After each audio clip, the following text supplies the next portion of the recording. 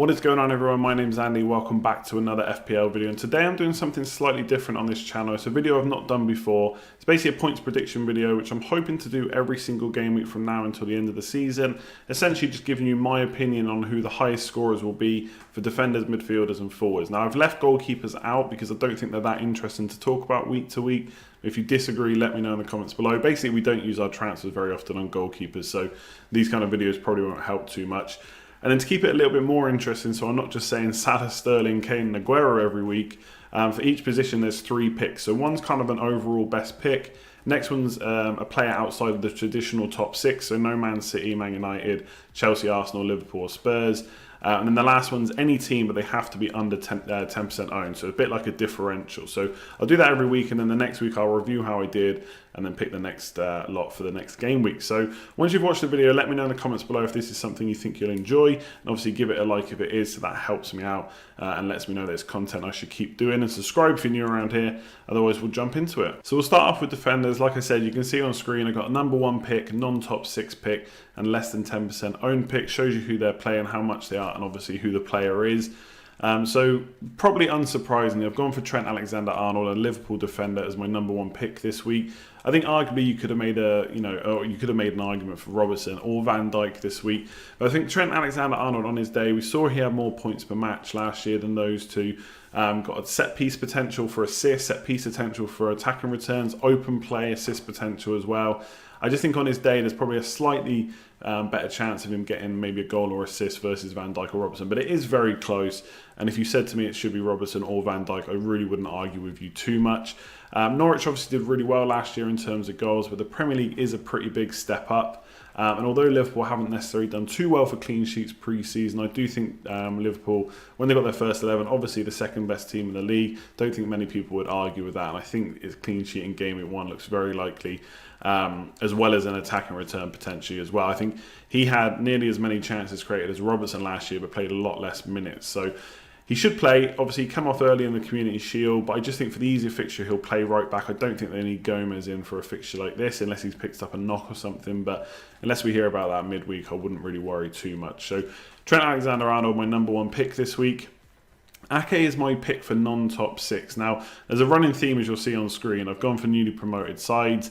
I think when we don't necessarily know what player form or team form is going to be like at the start of the year, I think going for the easier fixtures, or what should be the easier fixtures, is the way to go. And unfortunately for the newly promoted sides, they all play away in the opening game. So Bournemouth, 10 clean sheets last year. They did concede quite a few goals, but maybe XG-wise, expected goals-wise, they were a little bit unlucky to concede as many as they did.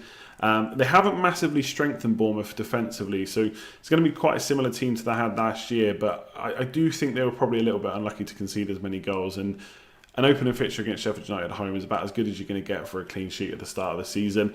Goal threat wise, got a bit of goal threat, 25 goal attempts last year, only 6 less than Van Dijk. And I think if you talk about Van Dijk, a lot of people would say he's got a big amount of goal threat. So he is a bit of a problem in the air for defenders, opposition defenders. So I think Ake, non-top 6, is good a shout as anyone, and potential for bonus there as well if they do keep a clean sheet. And the last one is a bit of a punt, Kyle Walker-Peters. Now, the right back spot for Spurs, Trippier has been sold. Foyt is suspended, or he is injured. He might be back. We'll have to wait and see. But Walker-Peters did play the last pre-season game, so I think he's going to get in there and start game week 1. Now, whether he plays the whole season, we'll have to wait and see. A lot of Spurs fans saying if he is going to make a push into the first team, it's going to be now. And maybe this is kind of his last chance, potentially. Now, with fullbacks for Pochettino, he does tend to rotate quite a bit. So I think over the course of the season, it might be a little bit frustrating to own him. But he's only 5 million. It's the cheapest way into that Spurs backline. Against Aston Villa at home, good chance for a clean sheet and assist potential as well. He did once get 3 assists in 1 game, so you never know with him. So I do appreciate it's probably a bit of a punt. Maybe if you're playing like a daily fantasy game or something like that, or you want to take the risk for the first couple of fixtures. But I think 5 million for a Spurs defender is a really good price. So definitely some potential against Villa at home. So we'll move on to midfielders next. And for these videos, I tend to have a few notes in front of me. Not necessarily what I'm going to say word for word, but just a couple of points that I might want to make or make sure that I've covered in the video. And for Salah, I've literally written, what is there to say? I try not to speak about kind of Salah and the Sterlings of this FPL world too much, because obviously everyone talks about them and everyone knows about them anyway. But the reason I've done the setup how I have with the number 1 pick and the non-top 6, etc., is so there is a little bit of talk about what, why have I gone Salah over Sterling? Obviously, Sterling scored in the Community Shield. Salah didn't, but he was super unlucky. And I think that's a case of kind of the eye test and underlying stats. Is Salah had a lot of shots. He had a goal, an almost certain goal cleared off the line by Walker as well. So, I mean, he just looks like a great pick against Norwich at home. Now, I think Sterling's going to do really well as well. It is an away game, but, Man City against West Ham, I just think they're going to get the better of them again. And there's, as Man City always do, there's probably room for 3, 4, 5 goals in that fixture. But I just think a home game against Norwich, we've seen what the likes of Suarez has done for Liverpool against Norwich before, and it's not pretty for the Canaries. So he's definitely my number 1 pick. Won't say any more than that. Perez, non-top 6, only 6.5 million, currently in my Game Week 1 side, playing Wolves at home. Now, Wolves have a 6,000, from what I read, 6,000 mile round trip before their Game Week 1 fixture. So potential for some tiredness, some potential for some rotation as well. Obviously, a pretty tricky fixture for Wolves to start the season away to Leicester. Perez is the new signing. From what we've seen in pre-season, it looks like he's pretty much going to partner Vardy up front. Exactly what kind of formation we don't know yet. We've seen kind of a 4-3-1-2 with Maddison behind Vardy and Perez, and I think that's really good. I think Vardy will probably end up being the top scorer there again. He's on penalties, which is a bit of a plus, but we saw Perez have a really good end of the season last year for Newcastle. So if he can carry that form into this season, and bearing in mind the amount of goals he scored in a Newcastle team, which I think it's fair to say was not attacking at all, was pretty impressive. So I think there's quite a lot of hype and hope for Perez at Leicester. And Leicester are going to be one of the best teams outside of the top 6. So for me, like I said, in my Game Week 1 team, couple of goals pre-season already. I think he's in a little bit of a form and should be able to carry that on into Game Week 1. And Leicester, I think, opening 4 have got some nice fixtures. And then lastly, a bit like Walker-Peters, I've gone for Moura. And again, someone I'm really tempted to put in my Game Week 1 team. Less than 10% owned currently at the time of making this. Villa at home. We've seen him be explosive in fixtures before last season when he got into the team. As a general pick for the whole season, yes, there's probably going to be some rotation, but Ali's injured currently with a hamstring injury. Son's suspended for the first 2 games, so he is going to get the first 2 games, you'd imagine. And maybe he can play himself into carrying that on after Game Week 2 goes across. Last year, 10 goals in 2,000 minutes, not too shabby, especially considering he's kind of in and out of the team. It can't be too easy to keep form when you're in and out of the team like that as well. And there is a chance that if they play kind of a 2 up top formation with Kane, that Lucas Moura might actually be the furthest kind of, up the pitch basically, with Kane dropping a bit deeper. There's lots of nice reasons to go for Moura in Game Week 1.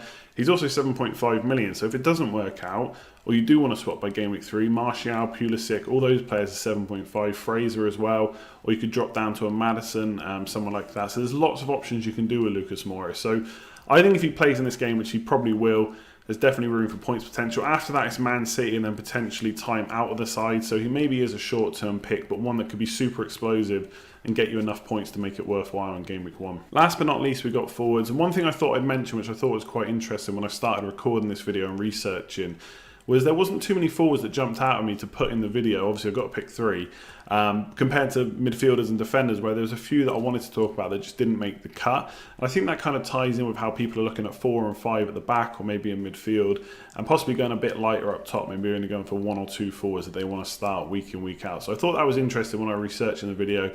It kind of fit into how people are building their squads. In terms of who I've picked, I've got Aubameyang number 1. I think a lot of people will be screaming at me right now saying, why is it not Kane against Aston Villa? Obviously, that does look like a great pick. For this particular video, I already had 2 Spurs players, didn't necessarily want to go for another one. I do think there's a chance that Aubameyang outscores him. Yes, it's an away game, but it's against Newcastle. It's about as good as it's going to get in Game Week 1. Obviously, they've lost Rafa Benitez. Bruce has come in. Fans probably not too happy about that. And the slight, the first look of something going wrong there, I'm sure the fans will be on Mike Ashley's back, and that's going to transfer to the players and the managers, and it's going to be a pretty tough environment. Now, it might not happen in Game Week 1, but I'm not quite convinced they're going to start the season that well. They've not really strengthened defensively at all. And Rafa Benitez was a bit of a kind of defensive master when it comes to organising his team. I'm not sure Steve Bruce, he's probably not as bad as people are making out, but he's not quite Rafa Benitez level. So I think Aubameyang, 3 goals, 1 assist in pre-season looks like a good bet. Moving on to Burnley. Burnley probably not players you necessarily want to put in your squad straight away because the fixtures aren't great, but they are good for Game Week 1, Southampton at home. You've heard me talk about Barnes quite a bit. in pre-season videos. Did have slightly better stats versus Wood last year. But Chris Wood's been on fire already pre-season. We've seen him, I think it was a couple of seasons ago, get 10 goals in 1,600 minutes, which is a pretty good return. And I think outside of the top 6, if I could have included King or Wilson, that probably would have been the obvious non-top 6, but I wanted to go a little bit different. So I think Wood, as good a chance as anyone of scoring in the opening day of the season. And then Deeney, I've stuck him in because he's got less ownership than DFA, who everyone's going for if they're looking at Watford. I must admit, I'm not too sure on Watford attackers, at least the forwards. I just think they just blow hot and cold, DFA especially. You figure he gets like a brace in a game and then he'll go 2 or 3 fixtures without getting anything.